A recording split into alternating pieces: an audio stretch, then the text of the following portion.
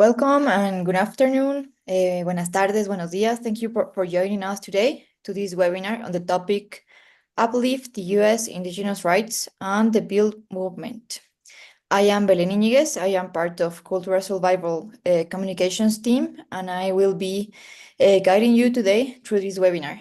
This event is being live streamed on Cultural Survival Facebook page and YouTube page, and is being recorded and will be posted in our webpage, cs.org. Interpretation is available in Spanish. To access, please click on the globe icon on the bottom navigation bar to choose Spanish. Hay interpretación disponible en español. Para acceder, haga clic en el icono de globo terráqueo en la barra de navegación inferior para elegir el idioma español. Questions and answers will take place at the end of the presentations. Please use Q&A function in the bottom bar. Like what you learn, donate at cs.org/donate. I'm going to introduce Cultural Survival. It's a 53-year-old Indigenous-led organization based in Cambridge, Massachusetts, and Cultural Survival advocates for Indigenous peoples' rights and has supported Indigenous communities, self-determination, cultures, and political resilience since 1972. We have 48 staff in 16 countries, and we have been doing these trainings on human rights instruments for over 15 years now, in person and virtually.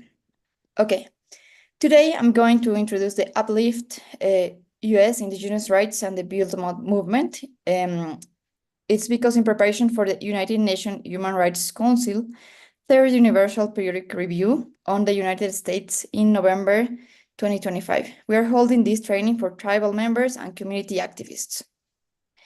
The Universal Periodic Review is a process conducted at the United Nations in Geneva that reviews each UN member state's record with regard to its human rights obligations and commitments.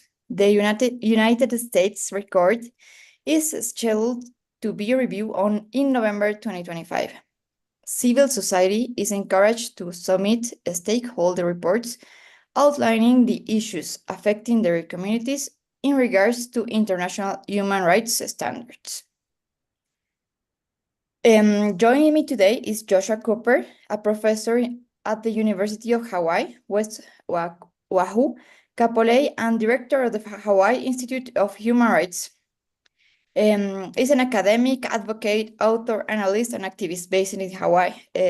Josh currently serves as Dean of Global Leadership Academy for Human Rights Advocacy in Geneva, Switzerland. Cooper holds positions of Senior Global Advocacy Manager, Senior Director of Communication and Community Engagement, Senior Director of Global Governance and International Initiatives, Senior Director of Research, Policy Law with multiple peoples, movements, NGOs, human rights defenders, associations. Joshua is a human rights advocate engaging in global and regional mechanisms, guaranteeing fundamental freedoms. He has participated in as an official observer at the United Nations, meeting in both the Charter and treaty bodies of the human rights machinery for over a decade. He also assists in diplomacy engagement on climate change and sustainable development. Okay, Joshua, you can start, and thank you for joining us today. Gracias. Thank you so much, Belén. I appreciate that so much. And it's an honor to be with you here today at this important cultural survival event that is coordinating to bring everyone together around the UPR. The Universal Periodic Review is an opportunity for us to organize and come together to discuss what matters most in the field of human rights. Today, what we'll be looking at is uplifting U.S. Indigenous rights and building a movement. This is so important because the United States will be reviewed actually on November 10th. So just a couple months from now, today we're gathering on March 10th, there will be a review of the United States on how the U.S. is doing in relation to human rights. And obviously, you look at the first 50 days, it is definitely heading in the wrong direction. And it is an opportunity for us to come together to decide what we want to prioritize as a people and discussing, more importantly, framing what rights we think are most valuable as we go forward. What I'll do today is discuss the Universal Periodic Review. What we'll aim to do is cover the 5 phases that exist, so that's in nice bite-sized pieces, so that no matter what you are working on, you will see how you can put your priorities into this global review to be able to make sure that when the US is reviewed for 3.5 hours on November 10th, that the voice of your nation or the rights that you're focusing on that are embedded in the UN Declaration on the Rights of Indigenous Peoples or the Universal Declaration of Human Rights are at the forefront of that review of the United States. So we are now in the 4th cycle of the Universal Periodic Review. The US has been reviewed 3 times prior. And what is most important is what Indigenous peoples have been able to do to come together to transform this process from one of governments reviewing each other's records to really embodying and engaging civil society, in this case, Indigenous nations, to make sure that Indigenous peoples' rights are at the forefront of this global review. So what we'll cover today is the 5 phases. We'll also discuss ways that you can participate in each one of those 5 phases. And then what we'll do is then open it up for questions so that we can discuss together how we can go forward. And that could be another webinar that helps you actually draft your stakeholder submission, to even a visit to your community or Indigenous country to be able to work together to then coordinate so that that 3.5-hour review reflects the will of the people. So as we go through this, the Universal Periodic Review is actually one of the most comprehensive reviews of human rights of any country.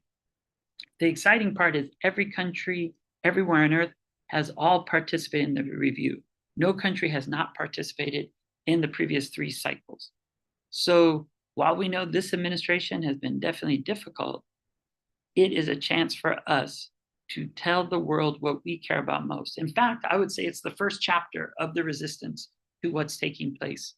And building on the exciting work of cultural survival, I remember most recently a document that was prepared that was shared with all of us that listed nearly 24 recommendations of what this administration must be doing. It was a great example of not just keeping and waiting to see what would come down next, rumbling out of the White House, but more importantly, framing and claiming our rights and putting that at the forefront of what must be considered, and more importantly, charting the course for ways we must go forward. So I want to applaud Cultural Survival for that document. In a way, it could be the basis of a UPR in many ways, and it allows us to then build on what matters most to the Indigenous rights movement and deciding what direction we want to go forward. This first phase is known as preparation, and the preparation really has 2 main points. Number 1 is education. It is reaching out and educating people about their rights so they know what rights they are demanding, and being able to put that there in this UPR.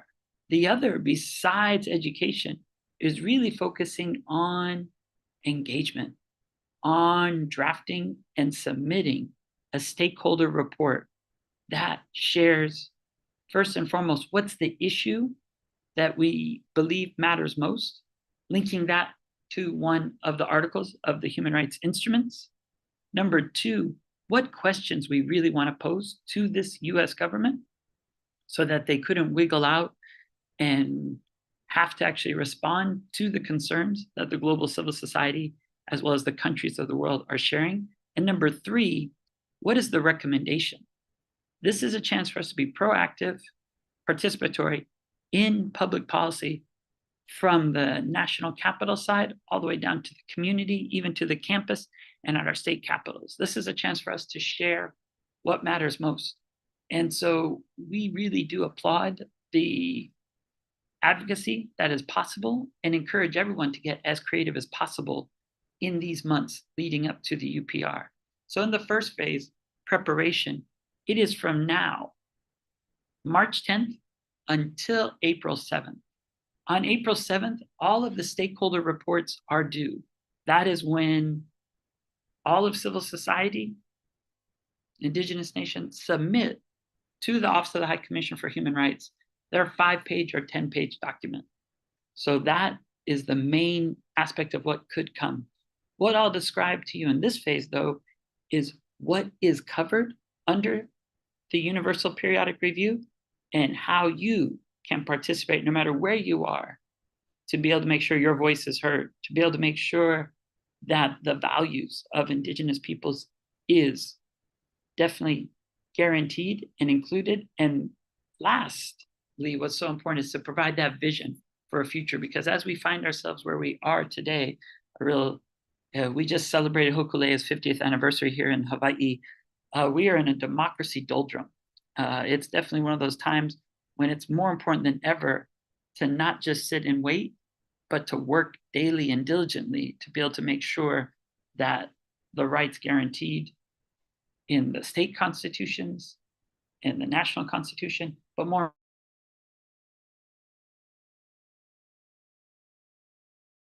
most. And so what is important is when you're doing a UPR review, it's important to see what rights we can include. And this is where the UPR is so vibrant. It begins with and does include anything in the UN Charter. That means all the language that talks about human rights, self-determination, that's to determine one's political destiny and pursue economic, social, and cultural development according to one's own values, as well as how to utilize one's land, are all there in self-determination. And that plus human rights is mentioned 7 times. What's also crucial, if we look at the UN Charters when it was drafted, it was in 1945. It was looking at fascism that had devoured nations around the world.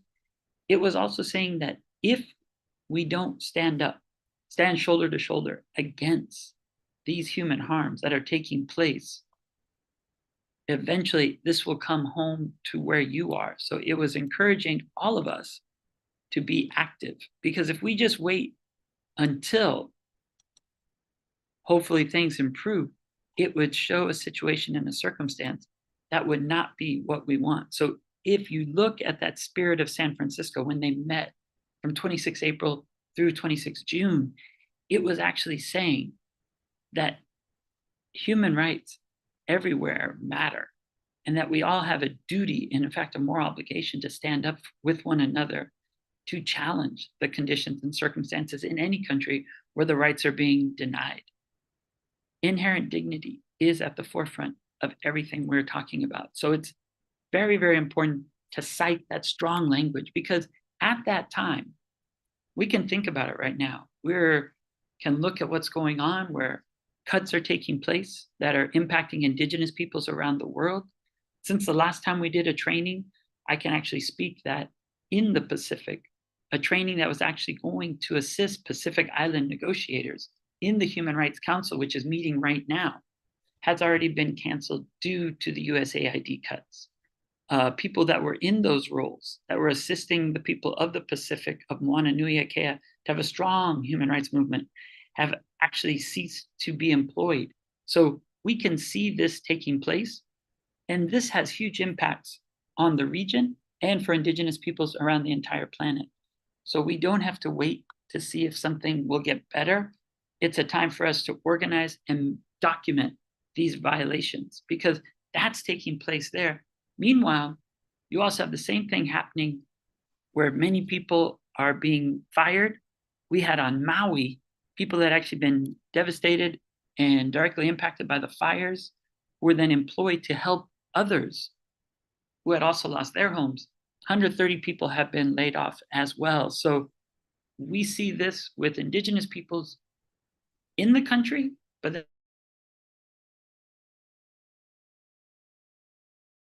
our chance to actually document and tell the world what we believe going on and how it is short-sighted, how it is evil-spirited, and how it is going against what matters most for the peoples who have already had these laws adopted and agreed upon.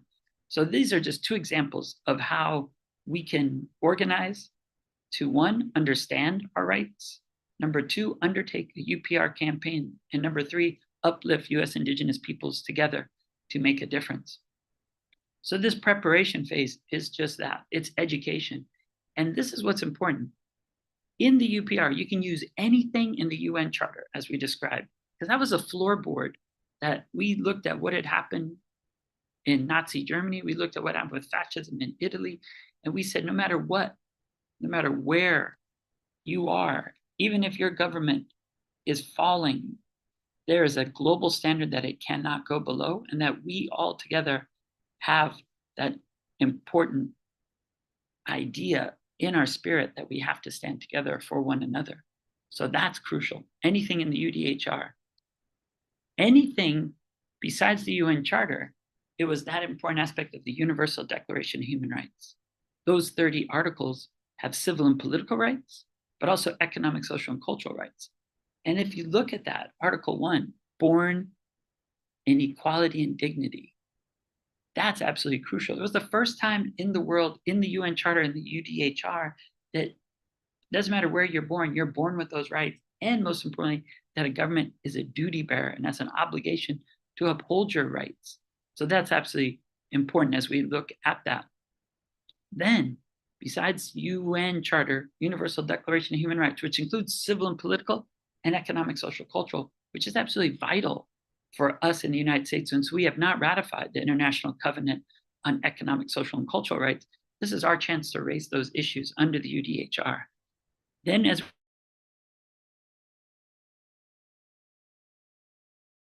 Covenant on Economic, Social, Cultural Rights, those twin covenants, what's so important is those international instruments are what we can raise any of the articles under those that we've ratified. And unfortunately, it's also a chance to educate our communities and even our public elected officials that we've only ratified 3 of the 10. 3. The International Covenant on Civil and Political Rights, as I mentioned earlier, the Convention on the Elimination of All Forms of Racial Discrimination, and finally, the Convention Against Torture, or the CAP. It's only 3, but there's many we haven't ratified. The Convention on the Rights of the Child. But what's interesting is we haven't ratified the convention, but we have ratified an optional protocol.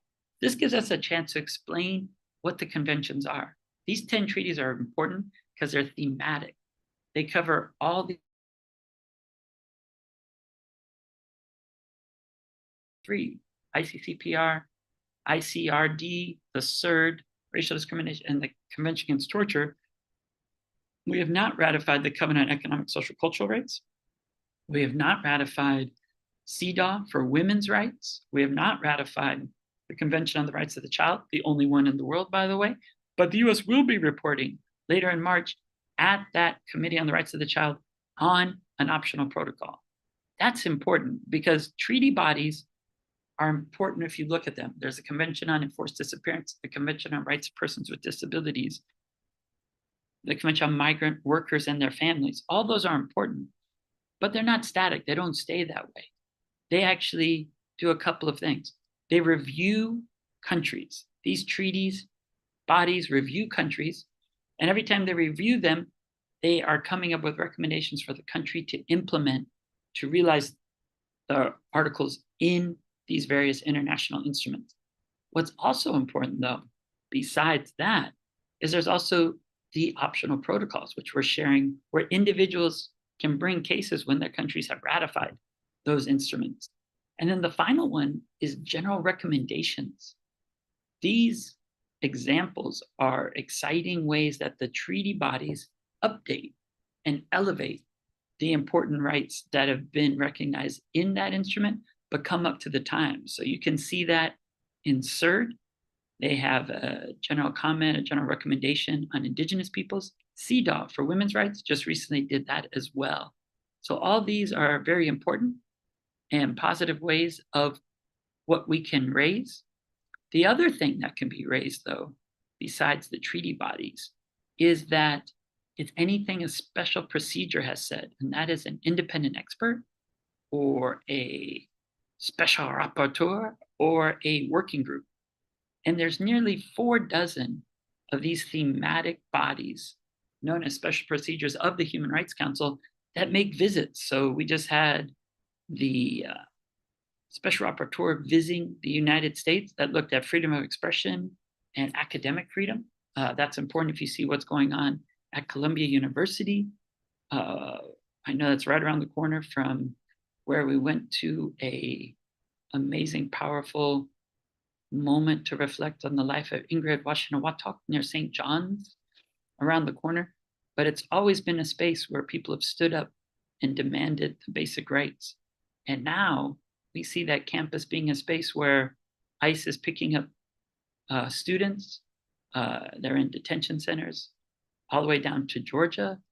And we see an erosion of our fundamental freedoms. So this is a chance to use anything that a special rapporteur has said and put that information forward. And we've had many rapporteurs. As we have the special rapporteur on Indigenous Peoples, multiple waves. When you look at it from Jim Anaya, Vicky Tali Corpus, as well as most recently Francisco Calle, and then the brand new rapporteur. Many of these rapporteurs have all visited the United States and wrote many reports on everything from extractive mining to important human rights of self-determination. And so we can cite those and bring those. These reports that are written aren't meant to be sitting on a shelf, but something that we voraciously review and push to make sure our governments do better. The other important point, besides the special procedures that can be raised, is the UN agencies, programs, and funds. And you can see those. Most of us only know about UNICEF since we're in Cambridge, and everybody knows about UNICEF just because of trick or treat and all those things, where they're not having the healthy snacks that Agnes shares with everybody. But what's important besides UNICEF is UN Women, International Labor Organization. We can talk about the US ratifying ILO Convention 169 and looking at that important tripartite instrument. We can also talk about other instruments such as UNESCO. We're looking in Hawaii at Lahaina being UNESCO World Cultural Heritage Site to protect that, to make sure as we move forward after the wildfires that it never again will be desecrated and not be respected as it had through the different periods of economic growth where it was whaling, then sugar, and then tourism, but that the space that's quite sacred with Moku'ula and Mokuhania would actually reflect the land and the vision of the people, the original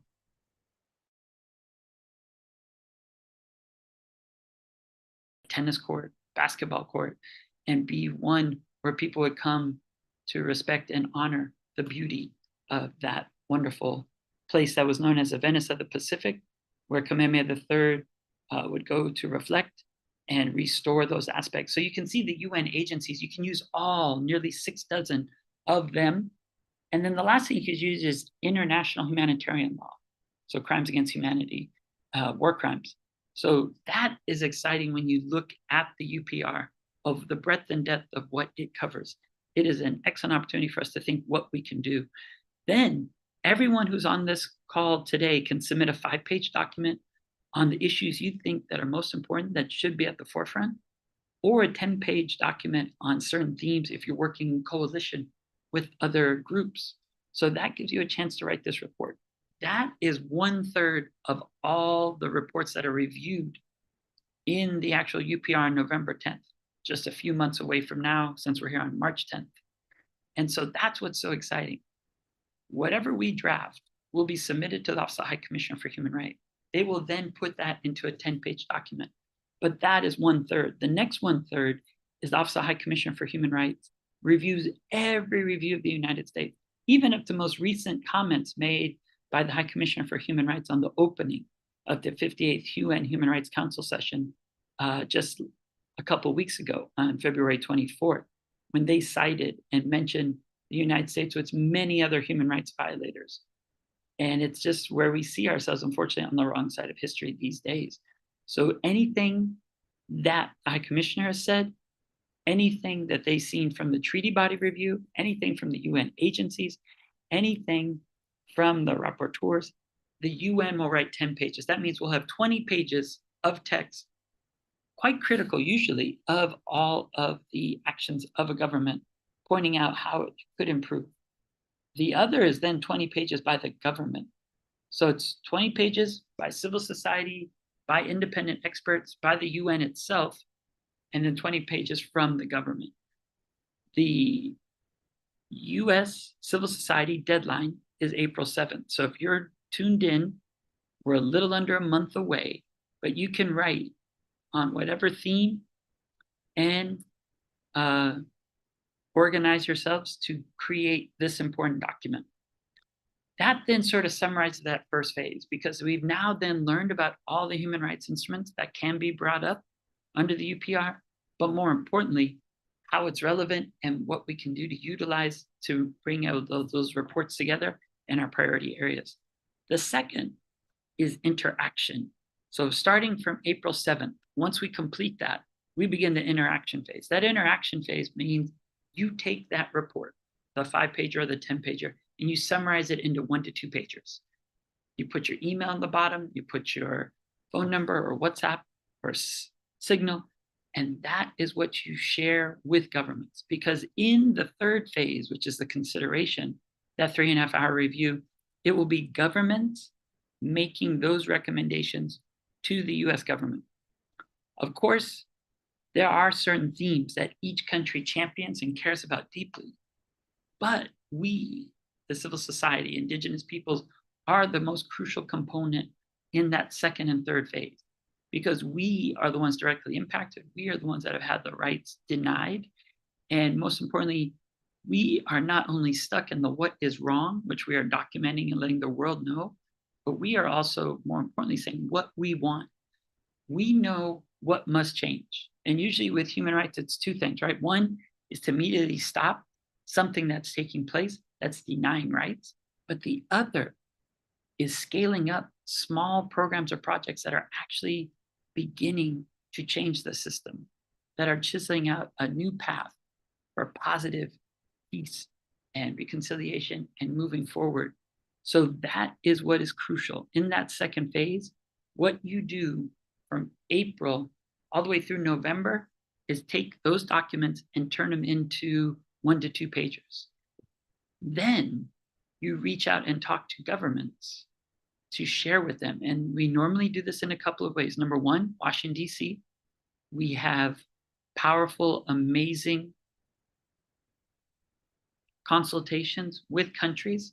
We invite all of the embassies and have thematic panels where you can speak directly to these governments and give them your 1 to 2 pagers.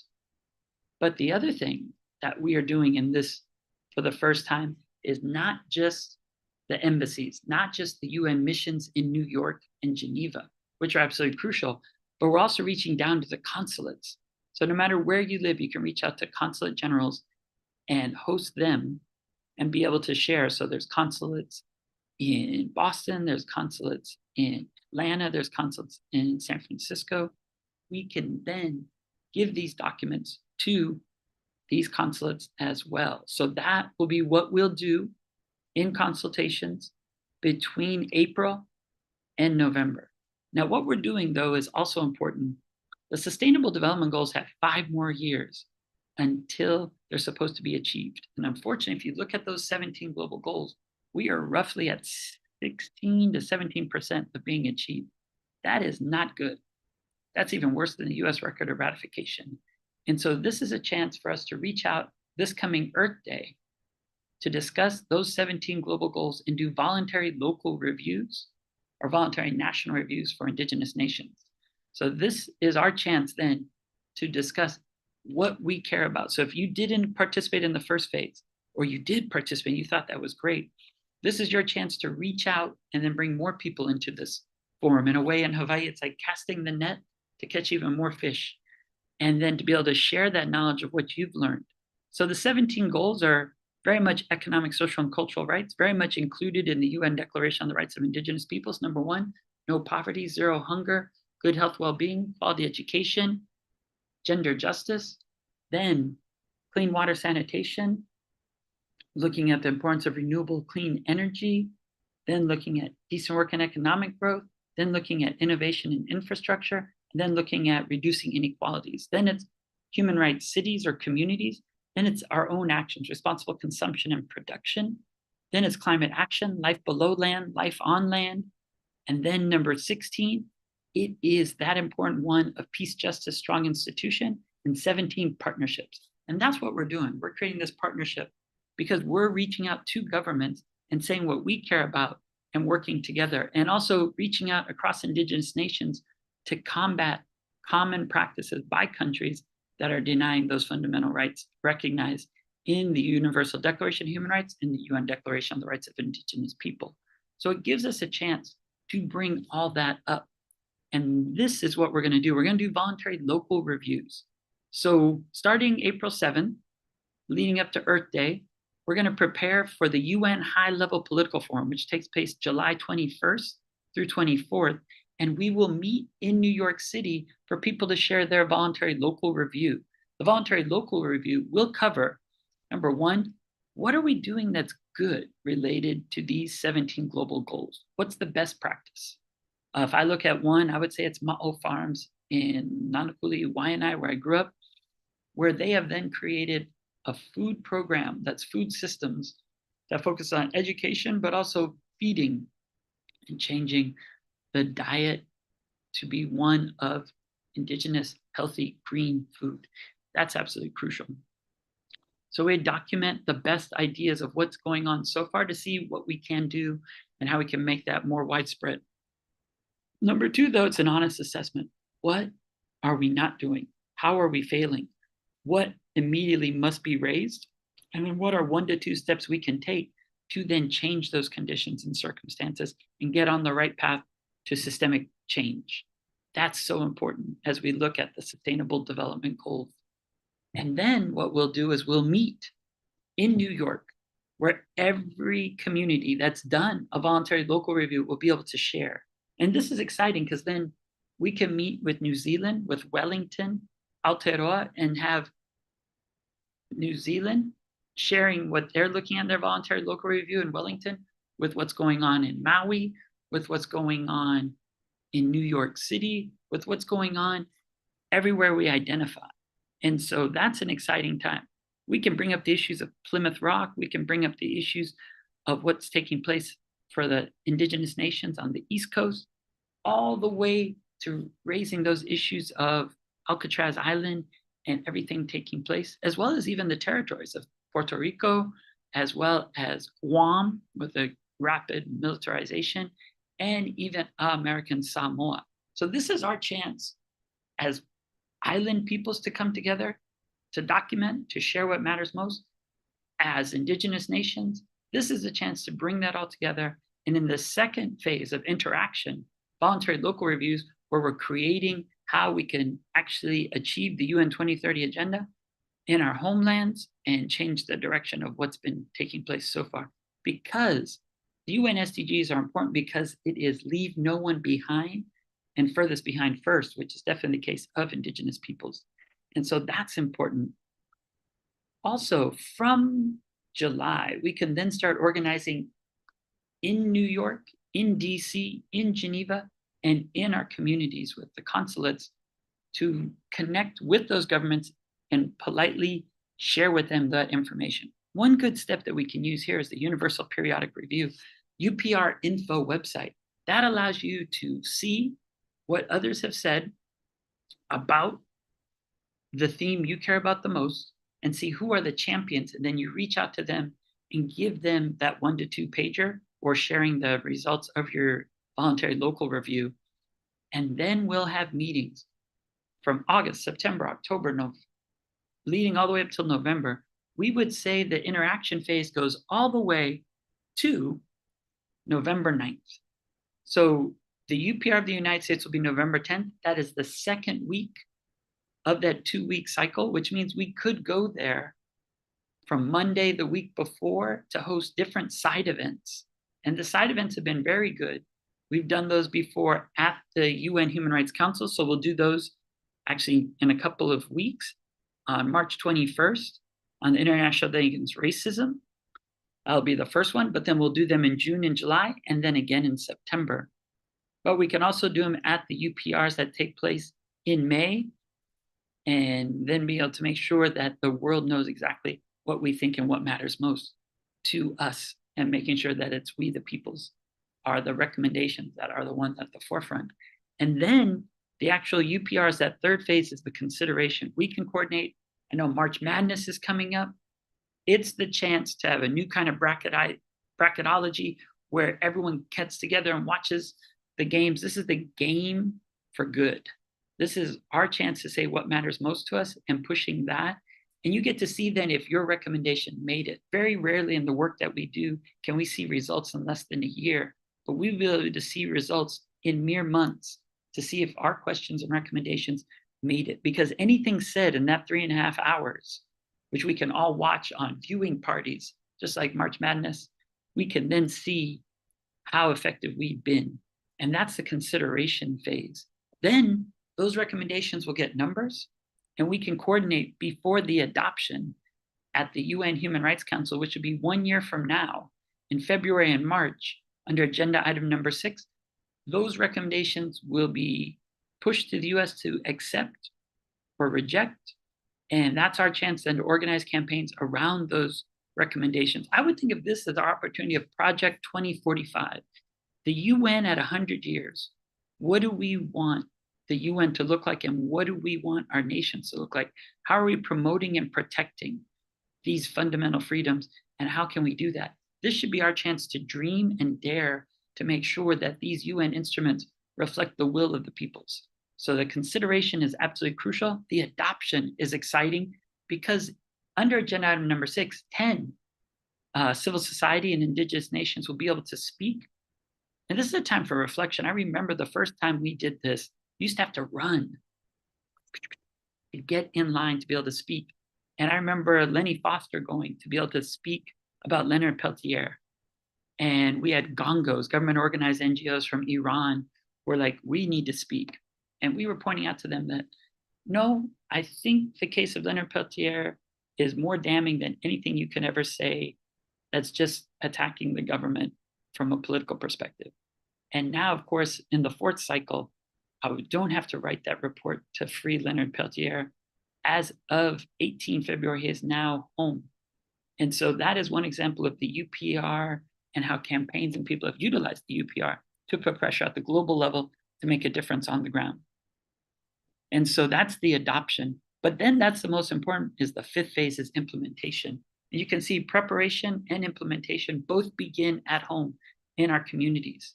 And that's where we need to begin organizing. And that's why it's so exciting to be here with you. And that's why I want to stop now to be able to go into the question, because we can then see what we can do before April 7th. Then we can get creative, though. After April 7th, you submitted that 5 or 10-page document. That's a placeholder. We can then have video contests where people can make the best short videos. We can have photo contests. We can even have song contests. We can do anything we want that enlarges the circle of creation and participation in the UPR to guarantee more voices are heard. Then it's that consideration. We get to see how impactful we are on November 10th. But then it all comes back down to what can we do at home and how we can make a state sandwich that's sort of, it's near lunchtime, right? Make a panini that we squeeze out the truth of what matters most to us, that reflects the will of what the people want. And so I'll stop there. And I think I'm even doing 5 minutes better than the first time. But that then puts us where we are on the UPR, gives you an overview and how we can organize and the opportunity that exists to come together to push and promote. One last thing I will say is next month is the Permanent Forum on Indigenous Issues. So we can actually have a meeting there. We can actually have the first consultation. So everyone who turns in UPR will be ready. We can have a consultation during the week of April 21st with governments to say, hello, this is the voice of the Indigenous people. These are our recommendations. And we just want to get those to you now in April so that it's already there months ahead, and then those governments can share that with their capital. So that'll be one of our first actions that we can take. But guess what? Today's the opening day of the Commission on Status of Women, and many Indigenous women are in New York.